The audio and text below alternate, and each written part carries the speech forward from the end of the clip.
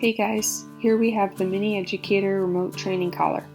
This is what you'll receive when your dog goes home from our board and train program, or if you choose to add it to our one-on-one sessions. I'm just going to go over what you'll get in the box and anything else you'll need to know regarding the technical side of this amazing tool. So this is brand new collar, all boxed up. Right away you'll notice some key points explaining why this model is our choice remote collar. It reaches up to half a mile away, converts to a 2-dog model if you want to sync up a second collar, gives you the options of different user-friendly settings, and has 100 levels of blunt stimulation, which is the same technology as a TENS unit and not an electric shock. It is also completely waterproof, which means even more fun for the dogs who love water. There's actually so many great features, some of which we will not go over today, but feel free to explore and get creative with your educator's different settings. eCollar Technologies also provides great customer service, which is another reason why we love this brand of remote collar. So now we're going to unbox this collar and go over a few particulars. Inside the box you'll see the collar receiver here and the yellow collar transmitter here. You'll also get a charger that can be plugged into both transmitter and receiver to charge at the same time. Here you've got some little useful items that may be helpful in certain circumstances. There is a lanyard which you can attach to the transmitter, and in this bag you have longer contact points which can be installed on the receiver. We tend to not use these points as they don't allow the collar to be fitted as accurately as needed. They tend to push the collar away from the neck, which creates inconsistency and more contact pressure. You have a tool here to unscrew and install the different contact points, a plastic tag, and a test light to check if your collar is working effectively.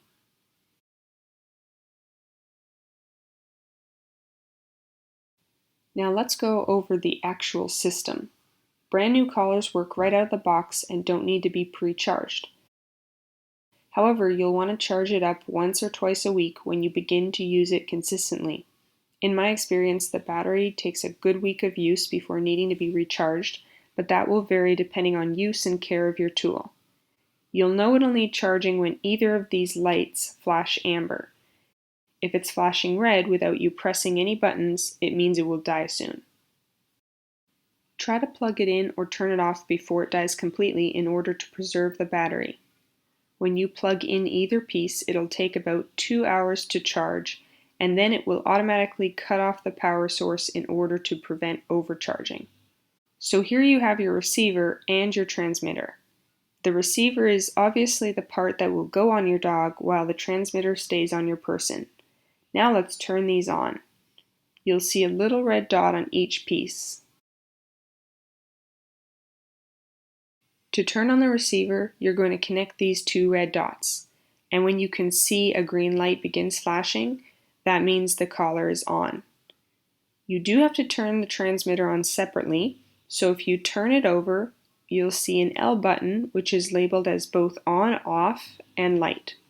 You're going to hold down that L button. I'll turn this around so you can see what happens when I hold that button down.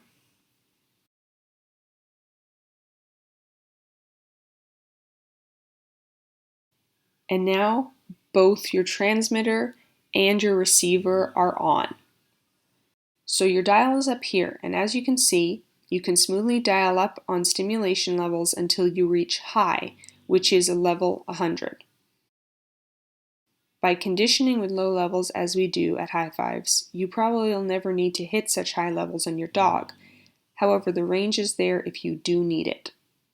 High corrections are absolutely valid if a dog continues to engage in non-negotiable or life-threatening behaviors. However, most of the time, especially during conditioning and intermittent phases, we are using levels under 20. Now on the transmitter display, you're going to see some letters and numbers depending on what configuration you're using. 1D means it's set to be a 1-dog system, synced to 1 receiver.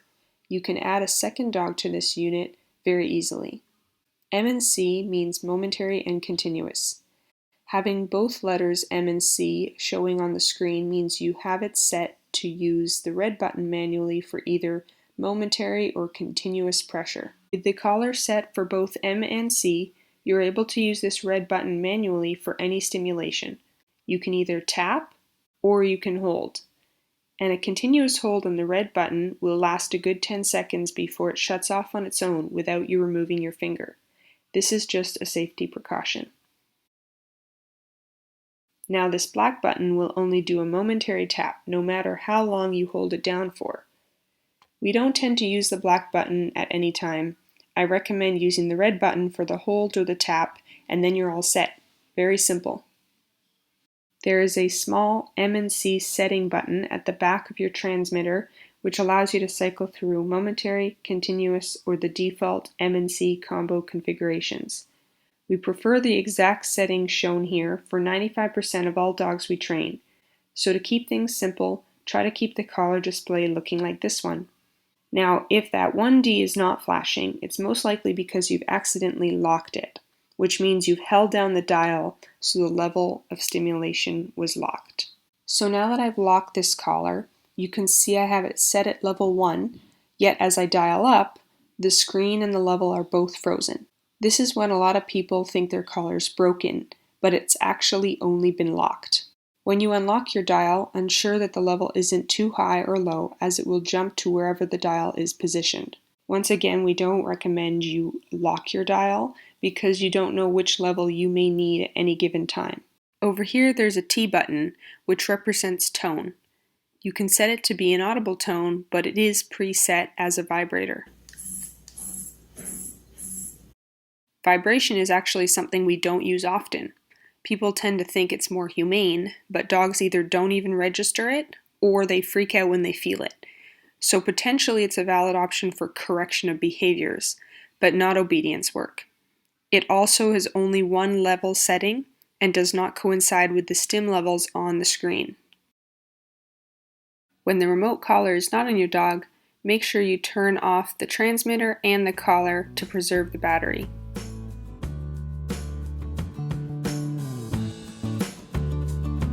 Also, underneath the tray, there are some notes along with the owner's manual. It is a good idea to read through this for further detail and instruction on use and care of your Mini Educator remote collar.